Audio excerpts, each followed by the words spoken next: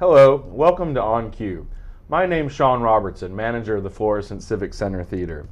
For those of you not familiar with our show On Cue, we like to bring a company member of an upcoming production and discuss the show and inform you guys of what you will be seeing if you come out and see the show. Today we're here to discuss the upcoming Hawthorne production of Once Upon a Mattress. Once Upon a Mattress is a musical comedy with music by Mary Rogers, lyrics by Marshall Baer, and book by Jay Thompson, Dean Fuller, and Marshall Baer. It opened off-Broadway in May of 1959, and then moved on to Broadway and was written as an adaptation by, the play is an actual adaptation of the Hans Christian Andersen fairy tale, The Princess and the Pea. Once Upon a Mattress marked the Broadway debut of later stage and TV personality Carol Burnett, who originated the role of Princess Winifred. The musical received a Tony Award nomination for Best Musical, and as well as Best Leading Actress nomination for Carol Burnett. A Broadway revival starring Sarah Jessica Parker opened in December of 1996 and ran for 188 performances, and the production was also nominated in 1997 for Tony Award for Best Revival of a Musical. There have been 3 television versions of the show, most recently in 2005 on ABC as in the U.S. as part of The Wonderful World of Disney, also starring Carol Burnett again, this time as Queen Aggravain. Today I'm joined by Hawthorne Player, who will be performing the role of the Queen Aggravain, the wonderfully talented Colleen Hennigan. Colleen, thank you for being with us today and joining us here on Cue. Well, thanks so much, Sean. Glad to be here. Before we talk about Once Upon a Mattress, let's get to know our guest. And how did you initially become involved with the Hawthorne Players?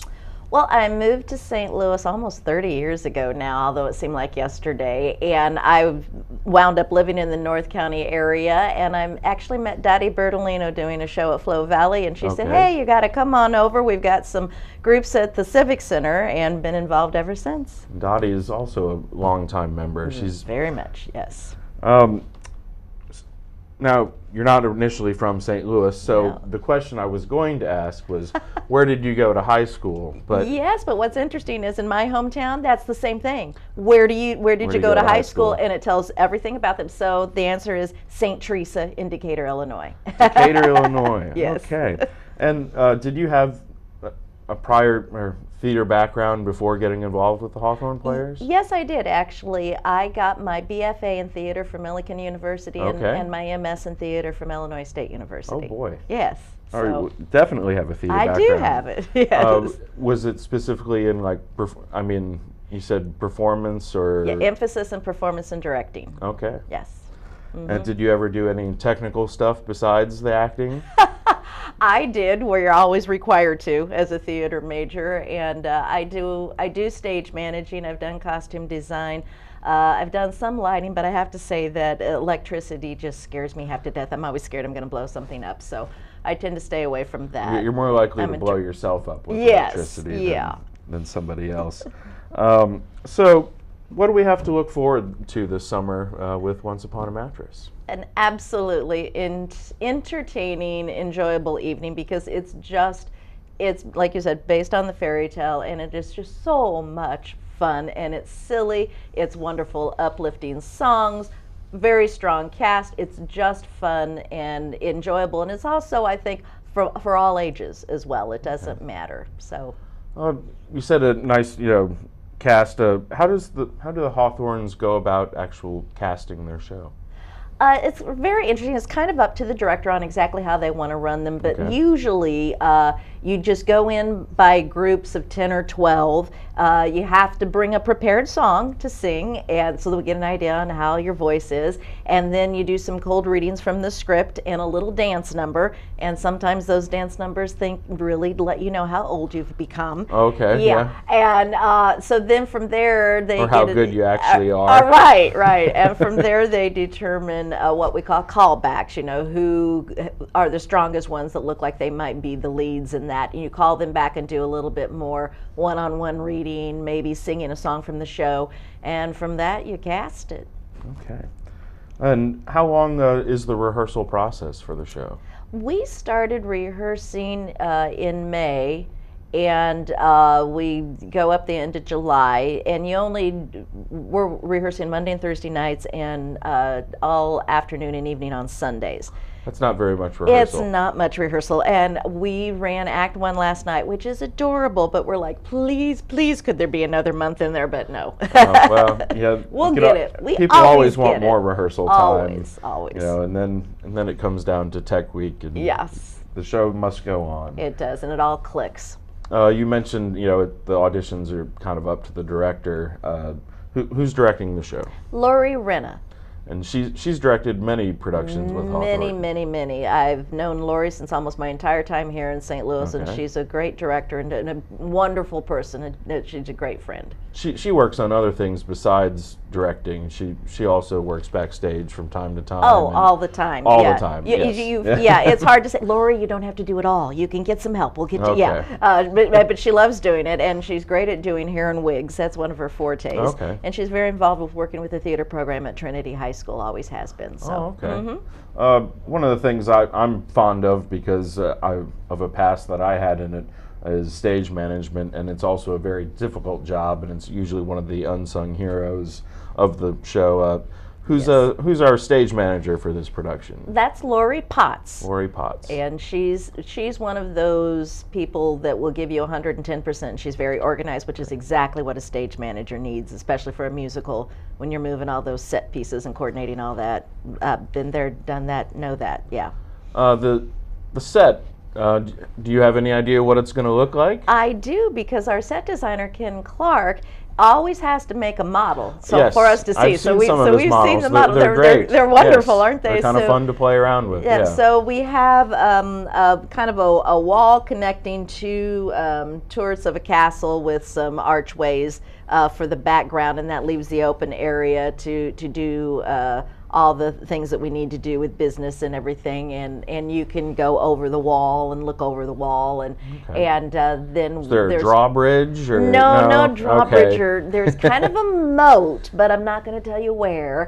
I know the moat is mentioned early on in the show. And yes, and we'll that's a good bit. Yeah, we'll do a few things in front of the curtain too, just to have a smaller area, and a couple of what we call wagons that come in and spin and are different scenarios, like when we have to be in the princess's bedchamber. Do you think it's a technically heavy show? Is there a lot of things moving and coming and going? Or it really isn't for a musical, which is nice. It's a heavy prop show, though. It's very heavy prop show. Yes, lots of different props. Music direction. I believe you said Joe Pauly who's another longtime member and a North Winds band member, and was he the band director at McClure North? I know he was in the Ferguson. No, he was in I think it was Crossroads Middle School or something. Okay. I know he'll also probably be putting a production together with the Hawthorns later this year around Christmas time, the Cowboy Christmas. Cowboy Christmas, yes. And he put together another show with Hawthorns a couple years ago. It was another Western show. I'm forgetting the title. But it was a big hit, and if you're into country music, you're not going to want to miss that show coming up in December with the Hawthorne Players. All 3 or 4 part harmonies on things, and just incredible, using the Jewel Tones and the Jameson Quartet. Oh yeah, okay. Who are made up primarily of Hawthorne members. Yes. All met doing Hawthorne shows. And I believe some of them will be singing at the 4th of July celebration or Independence Day concert at the James Egan Center coming up. Yes, or they are. after the Jameson Quartet. When this is on, it'll probably have already happened. But costumes.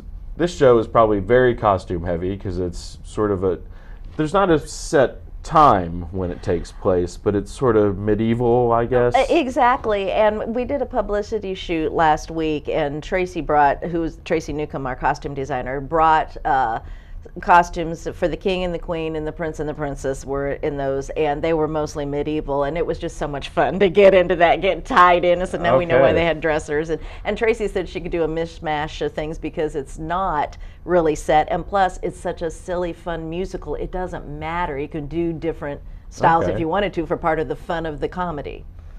Now, this show is often done in community theater groups and in high schools. Why would you say that, would you think? Well, it's got a lot of good parts. It's an easier musical when you come to it, with the singing and the way the music is written, the lines, the fun, and it's easy technically. And it gets a lot of people involved. It does, and it's just pure fun. So now, you play the role of Queen Aggravain. Yes. Tell us about your character. Well, she's quite the character, quite a bit. She's Aggravain, that's her name because she's aggravating and vain, and she wants to control everything, and she does have control everything at the moment, and she petrifies everyone. But the main premise of the show is that no one can get married until her son Prince Dauntless gets married. Well, she basically tries to kibosh every opportunity that he has to get married because she's just that's her son. No, she doesn't want to lose her son. And so the fun is everybody's like, we want to get married. And so they do everything they can to try to get the prince to get married. There's some really fun character names in the show. Obviously, yes. Queen Aggravain, Prince Dauntless. There's the king, and one of the more interesting roles is, I feel, is the king, because the king, is he mute or is he cursed? He's cursed, so he can't speak. All right. And his character name is King Sextimus, and he just loves to chase all the young girls around and goose them and flirt, and so that, which is a perfect name for him. And so that's a great challenge for Adam Grun, who plays the king. I bet that's really tough for him. Oh, yeah. Well, he's very into improv and runs an improv group, and so he just, every little bit of business that's possible, Adam's going to think of it and do. I look forward to seeing him in that role. Oh, yeah. When I heard he was cast as that, I was like, well, that's perfect. There's other court characters around. There's a jester, and that's played by Robert Doyle. Yes. Who I also think they're sort of a team in the show, aren't they? Yes, the two of them. A bit. Yes. And Robert's part of his improv group, so they really know how to work off of each other. That's going to be some fun stuff to watch. Yes. What's been the most memorable experience of the rehearsal process, or most fun you guys have had? Oh gosh. Or the worst thing that's happened? Well, no, I'm trying to think. Well, one of the things I had mentioned is that we keep mispronouncing some names. We keep calling the jester gesture, and we also keep fighting over. There's many times you say she's a genuine princess. Is it genuine? Genuine? Are we gonna say genuine? Genuine? No, it's got to be consistent. And those things like that. But they're a lot of. It's just a lot of fun. The princess, who is.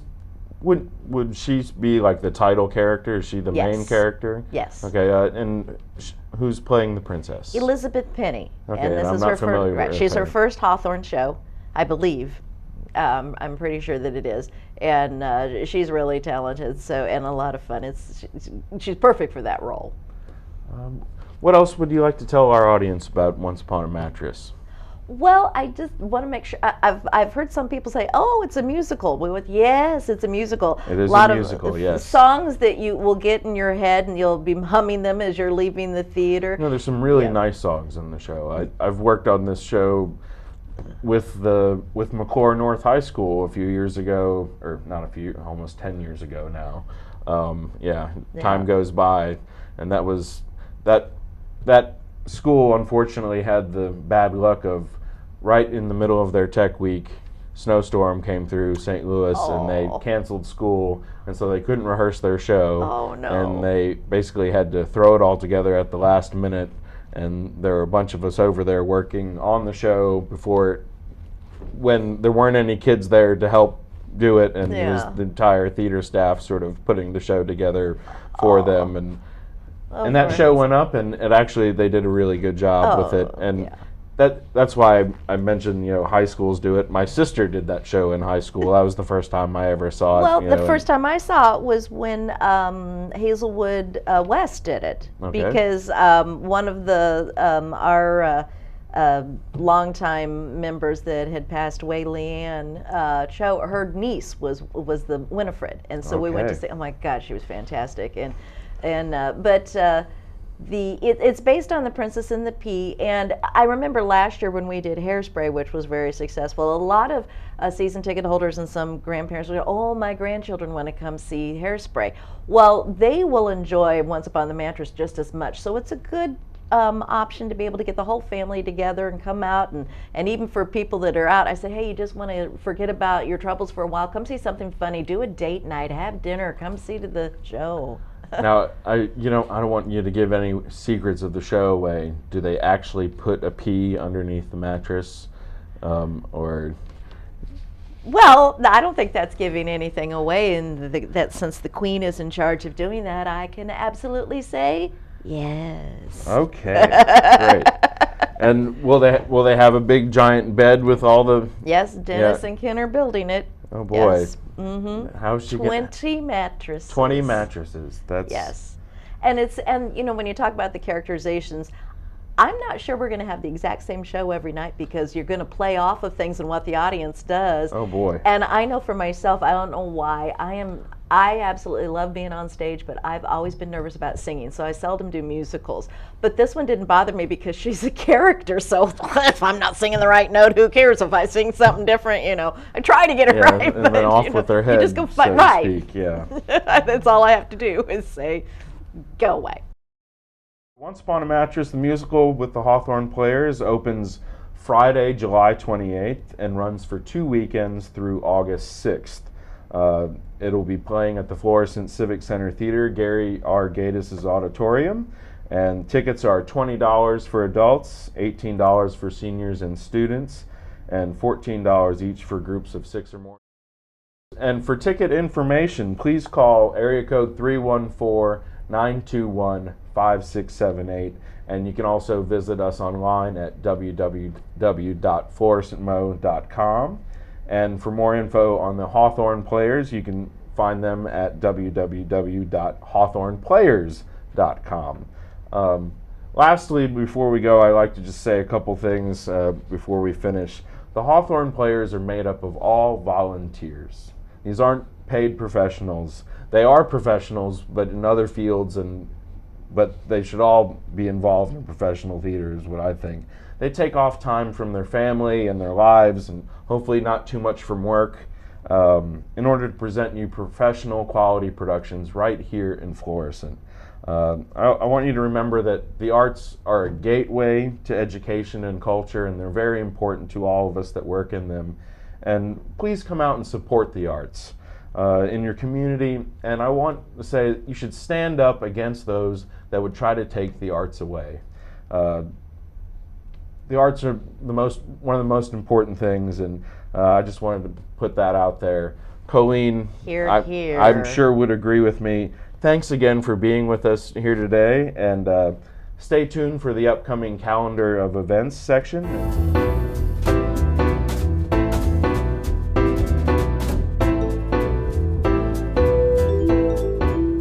Welcome back to On Cue.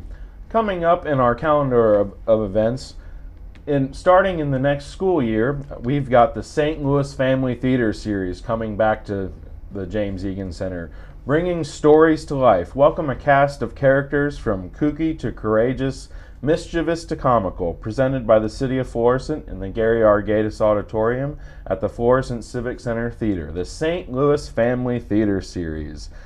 Season tickets are available now, and contract negotiations are underway, and shows and dates are subject to change, but our first show will begin in November, and that's Dragons Love Tacos, brought to us by TheaterWorks USA. TheaterWorks is a great company that is often involved with our family theater series. They'll also bring another show to us in January, and that's Henry and Mudge. Henry is a little boy, and Mudge is his giant dog. You're not going to want to miss one. This show is great for little kids, and this is also brought to us from TheaterWorks USA. Coming to us in February of next year, we will have Pinkalicious, the musical, which is the great, based on the storybook, and it's great for all the little girls, and it's brought to us by the Vital Theater Company in New York, and that'll be with us in February. And closing the season from the Barter Theater, Clementine in March. It will be another great show for all ages of kids. Our St. Louis Family Theater is a great series that we've had here. For many years, it was sponsored by another group, and the city this past year has taken it on, and we're really pleased that they did. Season tickets are only $24, and you can renew your season tickets each year, and if you have season tickets, now's the time to renew those subscriptions. Give us a call at area code 314-921-5678. Stay tuned, and you'll get to see a little bit of tidbit of what we have in store for you next season.